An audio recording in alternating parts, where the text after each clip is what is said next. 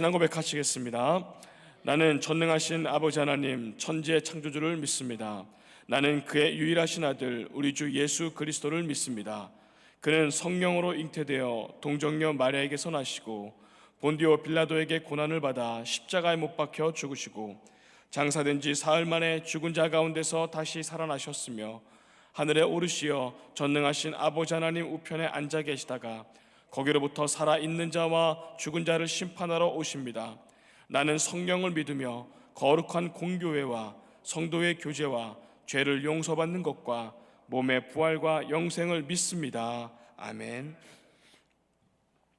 오늘 선포되어질 하나님의 말씀은 여호수아 19장 1절에서 16절까지 말씀입니다.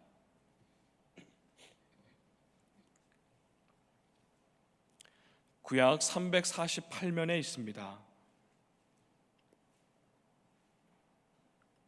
여호수아 19장 1절에서 16절까지의 말씀을 우리 함께 합독하도록 하시겠습니다.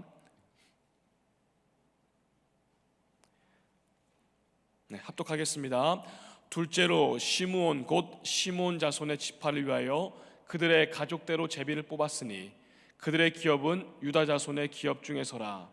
그들이 받은 기업은 부엘세바 곧 세바와 몰라다와 하살수알과 발라와 에셈과 엘돌락과 부돌과 호르미와 시글락과 벳 마갈복과 하살수사와 벳 르하복과 사르엔이니 13 성읍이요 또 그 마을들이며 또 아인과 림몬과 에델과 아산이니 4 성읍이요 또 그 마을들이며 또 네겝의 라마 곧 바알바스 부엘까지 이 성읍들을 둘러 있는 모든 마을들이니 이는 시므온 자손의 지파가 그들의 가족대로 받은 기업이라. 시므온 자손이 이 기업은 유다 자손의 기업 중에서 취하였으니 이는 유다 자손의 분깃이 자기들에게 너무 많으므로 시므온 자손이 자기의 기업을 그들의 기업 중에서 받음이었더라. 셋째로 스불론 자손을 위하여 그들의 가족대로 제비를 뽑았으니 그들의 기업의 경계는 사리까지요. 서쪽으로 올라가서 마랄라에 이르러 답베색을 만나 용르암 앞 시내를 만나고 사릿에서부터 동쪽으로 돌아 해 뜨는 쪽을 향하여 기슬롯 다볼의 경계에 이르고 다브랏에서 나가서 야비아로 올라가고 또 거기에서부터 동쪽으로 가드 헤벨을 지나 엣 가신에 이르고 네아까지 연결된 림몬으로 나아가서 북쪽으로 돌아 한나돈에 이르고 입다엘 골짜기에 이르러 끝이 되며 또 갓닥과 나할랄과 시므론과 이달라와 베들레헴이니 모두 12성읍과 그 마을들이라. 스불론 자손이 그들의 가족대로 받은 기업은 이 성읍들과 그 마을들이었더라. 아멘. 우리 앞뒤좌우로 우리 인사 나누시겠습니다. 사랑합니다. 축복합니다. 하나님의 축복 많이 받는 새해가 됩시다. 인사 나누겠습니다. 여호수아 15장에서 19장까지는 요단의 서쪽, 요단강편에 있는 서쪽 가나안 땅의 분배에 대한 내용입니다. 이 바로 직전, 오늘 앞에 직전인 18장에서는 베냐민 지파의 땅의 분배에 대해서 우리가 함께 말씀을 나눴고, 이어지는 오늘 19장에서는 시므온 지파와 또 스불론 지파의 땅의 분배에 대해서 기록이 되어 있습니다. 오늘 시므온 지파의 땅 분배를 살펴보면 다른 지파의 모습과는 조금 다른 특징이 있습니다. 그들은 시므온 지파, 곧 자기들만이 거주할 수 있는 땅을 분배받지 못하였습니다.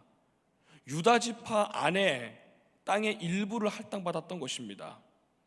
전에 말씀드렸다시피 우리 성경 저 뒤편에 보면 지도가 있는데 그 유다 지파가 이렇게 큼지막하게 자리를 잡고 있고 그 안쪽 작은 원의 모양으로 시므온 지파가 한 부분을 자리를 잡고 있습니다. 마치 큰 집에 새 들어있는 딱 그런 모양입니다. 이런 사실을 봤을 때 이 시므온 지파는 다른 지파들에 비해서 인구가 매우 적었고, 다른 지파들에 비하면은 시므온 지파는 그 지파나 그 조직으로서의 역할을 잘 감당할 수 없을 만큼, 하기 어려울 만큼 매우 약하고 어려운 상황이었음을 우리가 알 수가 있습니다. 실제로 당시에 시므온 지파는 12지파 중에 가장 적은 인구를 갖고 있었습니다. 왜 유독 시므온 지파가 이렇게 다른 지파에 비해서 작은 인구를 갖게 되었는가? 그 인구 감소의 원인은 저 앞에 민수기에 보면은 자세히 기록이 되어 있습니다. 그것은 인구가 그렇게 적을 수밖에 없었던 이유, 적어진 이유는 바로 시므온 지파 자신의 죄 때문이었습니다. 민수기 9장에서부터 20장까지 9장에서 보면은 20살 이상의 남자들의 그 인구가 기록이 되어 있습니다. 민수기 보면 너 몇 명이요 몇 명이 나와 있지 않습니까? 그 민수기 9장에 보면은 만 20세 이상의 남자들의 인구가 5만 9천 명이 넘었다라고 기록이 되어 있습니다. 근데 광야 시절이 쫙 이렇게 지나고 민수기 26장에 가 보면은 5만 9천 명이었던 인구가 약 2만 2천 명으로 줄어든 것을 우리가 알 수 있습니다. 무려 3분의 1이나 인구가 다 사라져 버렸습니다. 그런데 이것은 자연스럽게 인구가 감소한 것이 아니었습니다. 무엇이었느냐? 바로 발람이 꾸민 죄악 때문이었습니다. 모압 여자들과 더불어서 이스라엘 민족들이 간음을 하고 단체로 음행을 하게 만들었던 그 계략 때문이었습니다. 하나님 보시기에 그렇게 악하고 아주 더럽고 추했던 그 죄악이 그들을 단체로 죽음에 이르게 만들었고, 그것이 바로 인구 감소의 원인이 되었습니다. 그런데 그럼에도 불구하고 그들은 하나님 앞에서 뉘우치거나 회개하거나 후회하는 기색이 전혀 없었습니다. 이 범죄 이후 시므온 지파는 계속해서 쇠락의 길만 걷게 되었습니다. 신명기 마지막에, 우리가 여호수 앞에 신명기 마지막이 있죠. 거기 33장 34장에는 우리가 알다시피 모세의 축복이 이스라엘 12지파 자기의 후손들에 대해서 각각 그 앞날을 예언하고 축복하는 장면이 기록이 되어 있습니다. 그 마지막 모세의 유언을 보면은 이 모세가 12지파 곧 자신들의 후손에 대해서 광야 시절을 지나서 출애굽하면서 얼마나 그 과정을 겪으면서 얼마나 이 후손들을 사랑하는지, 12지파를 얼마나 축복하는지가 참 구구절절히 기록되어 있습니다. 그런데 심지어 그 마지막 축복의 유언에 시므온 지파에 관한 예언과 유언과 축복의 내용은 싹 빠져 있다는 것입니다. 이처럼 죄의 결과는 참으로 무섭고 또 그리고 정확합니다.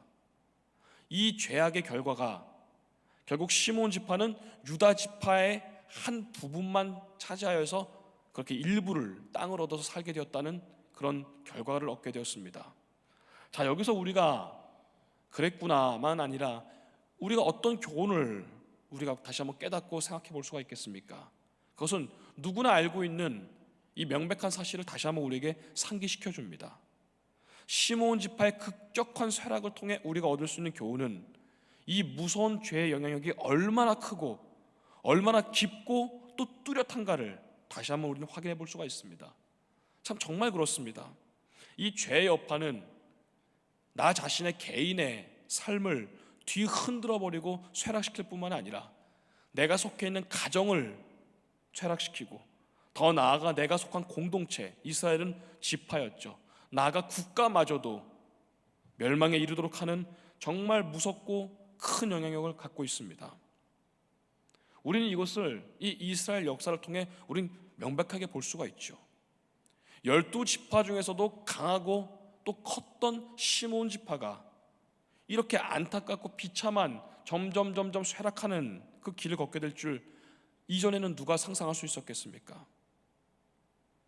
시므온 지파는 그렇게 큰 죄를 짓고도 그래도 괜찮겠지, 뭐 이 정도면 괜찮겠지 안일하게 생각했습니다. 우리에게 주시는 자문해 볼 수 있는 것이 뭐가 있을까요?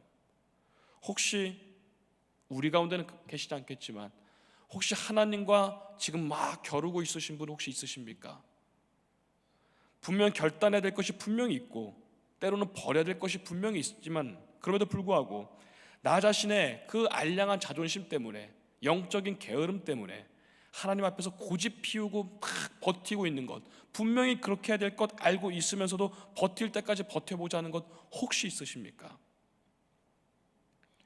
영적인 침체가 길면 길어질수록 손해보는 것은 하나님이 아니라 말할 것도 없이 당연히 나입니다. 하나님 앞에서 버틸 수 있는 것이 여러분 뭐가 있겠습니까? 우리가 알다시피 출애굽한 이후에 이스라엘 백성들은 가나안에 정착하기까지 하나님께서 이스라엘 백성들을 딱 보고 계신 것은 여러 가지가 있지만 정리하면 딱 하나입니다.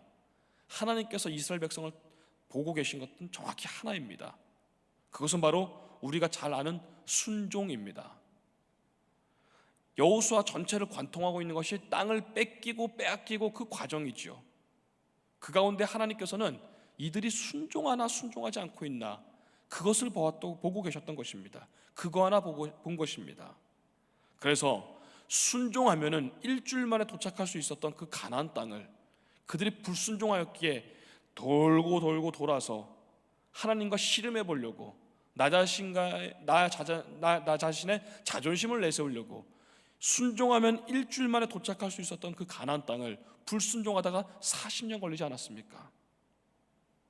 그래서 이 여호수아 그리고 신명기는 어떻게 보면 정리하면은 혼자 이렇게 써보았는데 명확합니다. 순종하면 일주일, 불순종하면 40년, 그것입니다.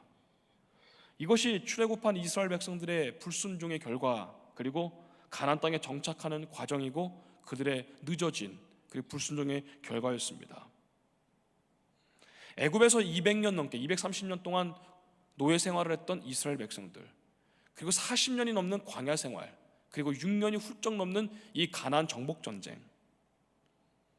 이스라엘 백성들에게 이들은 광야를 계속 떠돌았기 때문에 어쩌면 문명이라는 것, 문화라는 것이 그들에게는 아마 아주 저조했을 것입니다.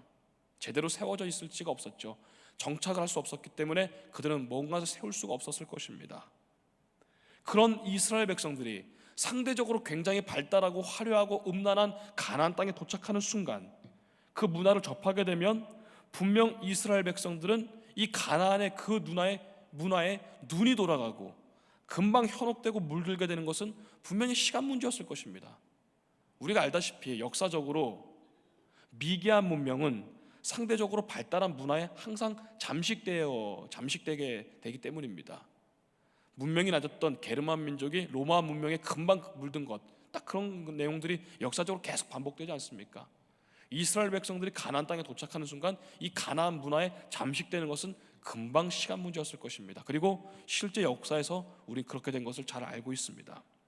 그래서 하나님께서는 가나안 정복 전쟁을 이루어 나가면서 어린 아이들부터 노년에 이르기까지, 심지어 그들의 가축과 짐승들까지도 다 죽이라는, 어떻게 보면 조금 하나님 무섭지 않는가, 잔인하지 않는가라는 명령을 내리신 이유가 바로 이것이었습니다.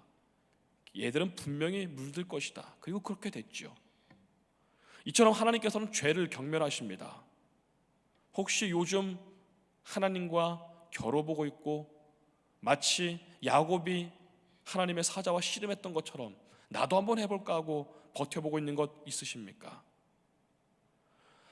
여전히 불순종하고 정리가 되지 않았던 더럽고 추한 죄악이 내 안에 숨겨져 있다면 그 죄악을 향해 사도 바울은 이렇게 말하고 있습니다. 고린도후서 7장 1절입니다.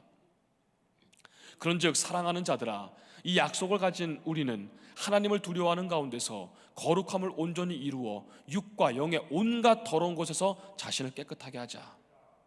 온갖 내 육신과 영적인 것에 더러운 것이 있다면 그것을 깨끗하게 하자. 거룩함을 이루어 육과 영의 온갖 더러운 것에서부터 나를 깨끗하게 하자. 또한 데살로니가 전서에서는 우리가 잘 알다시피 악은 그 모양이라도 버려라 말씀하고 있습니다. 우리는 이런 사도 바울의 간곡한 우리를 향한 외침을 결코 가벼이 여겨서는 안 될 것입니다. 오늘 본문 9절을 다시 한번 살펴보도록 하겠습니다. 시몬 자손의 이 기업은 유다 자손의 기업 중에서 취하였으니 이는 유다 자손의 분깃이 자기들에게 너무 많으므로 시몬 자손이 자기의 기업을 그들의 기업 중에서 받음이었더라. 아멘. 시몬 지파는 말씀드렸다시피 또 알다시피 유다 땅 안에 일정 부분을 할당받았다고 말씀을 드렸습니다. 여기서 우리가 한 번 더 주목해 봐야 될 것이 하나 있습니다. 유다 지파 입장에서 본다면 자신의 땅의 일부를 시몬 지파에게 할애한 것입니다. 근데 여러분, 이 결정은 우리의 생각만큼 결코 쉽거나 가벼운 것은 아닐 것입니다. 나를 예를 들면 여러분들이 가지시고 혹시 제가 갖고 있는, 저는 얼마 있지도 않습니다만 재산 가운데 그 일부분을 떼어서 누군가를 준다라는 것이 여러분, 이게 쉬운 문제입니까? 아무 조건 없이 내가 가진 재산의 몇 분의 1을 떼어서 누군가에게 주겠다. 오늘 유다 지파는 시몬 지파에게 자기들이 기업으로 이미 받았던 나의 재산, 내 땅을 나눠주면서도 일절 불만의 모습이 어디 한 군데도 기록되어 있지 않습니다. 물론 유다 지파는 그들의 인구수에 비해서 넓은 땅을 할애받았습니다. 그렇다고 해서 넓은 땅을 할애받았으니 일부를 시몬 지파에게 줘야 된다라는 그런 의무, 그리고 그들이 가져야 될 권리는 아무 데도 없었습니다. 오늘날에도 그렇지만 고대 사회에서 땅이라는 것은 정말로 생명의 일부와 같았습니다.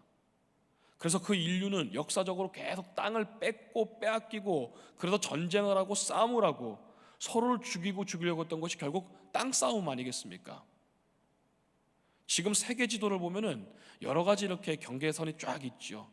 그것이 결국 땅 싸움의 결과로 오늘날 세계 경계가 이렇게 이루어진 것 아니겠습니까? 그럼에도 불구하고 유다 지파는 흔쾌히 시몬 지파에게 땅을 배분하는 것을 우리가 알 수 있습니다. 이런 유다 지파의 의연한 태도를 통해 우리가 배울 수 있는 교훈은 무엇이 있습니까? 바로 유다 지파의 형제를 향한 그 형제 애를 볼 수가 있습니다. 믿는 사람들이 아름답게 한 형제 자매에게, 그리고 더불어서 공동체를 이루어 살아가는 모습, 초대교회 예루살렘을 통해서도 우리는 또 볼 수가 있습니다. 우리가 알다시피 사도행전 2장에 서로 떡을 떼며 나눠주며 자기 소유를 팔아 형제들에게 나눠줬고, 그것을 또 내 것이라고 내놓으라고 하는 것이 아니라 서로 소유를 하지 않으면서 서로가 함께 사랑하는 공동체를 이루어가는 것, 유다 지파의 모습을 통해 또 사도행전의 초대교회 모습을 통해 여전히 이 모습들은 오늘날에도 우리 교회들에게 모범이 되곤 합니다. 예수님께서 우리 교회의 머리가 되시니 우리 교회들도 그러해야 되고, 그런 예수님을, 하나님을 나의 주인으로 삼고 또한 예수님을 구주로 믿는 성도들, 우리가 예수님을 본받아야 되고 그분의 길을 따라가야 된다라면은 우리 또한 우리의 삶의 현장에서 예수님의 향기가 나야 되고 발자국의 자취를 남겨야 되는 것, 너무 당연한 것 아니겠습니까? 히브리서 13장 16절 말씀을 보도록 하겠습니다. 오직 선을 행함과 서로 나눠주기를 잊지 말라. 하나님은 이 같은 제사를 기뻐하시느니라. 아멘. 선을 행하고 나눠주는 것을 잊지 말아라. 우리 민족 가장 큰 명절, 우리가 지금 이제 설 명절 그리고 새해를 본격적으로 시작하는 그런 날입니다. 이 좋은 때 누군가는 더 외롭고 또 서럽게 보내시는 분들도 아마 계실 수 있을 것입니다. 왜냐하면 햇빛이 막 밝으면 그 뒤에 있는 그림자는 어디보다 더 짙고 길게 그림자가 있기 마련이기 때문입니다. 1월 벌써 새해의 마지막 날을 우리는 보내고 있습니다. 엊그제 새해가 밝은 것 같은데 이제 내일이면 또 2월이 시작됩니다. 올 한 해 우리나라와 우리 천중앙교회, 그리고 우리 여기 계신 한 분 한 분 개인이, 그리고 우리들의 가정과 우리들의 생업, 그리고 우리가 기도하고 있는 그 모든 제목들 위해 우리 교회 표처럼 부흥에 도전하시고 마침내 다시 흥하시는 그런 승리하는 한 해가 되시기를 주님의 이름으로 소망합니다.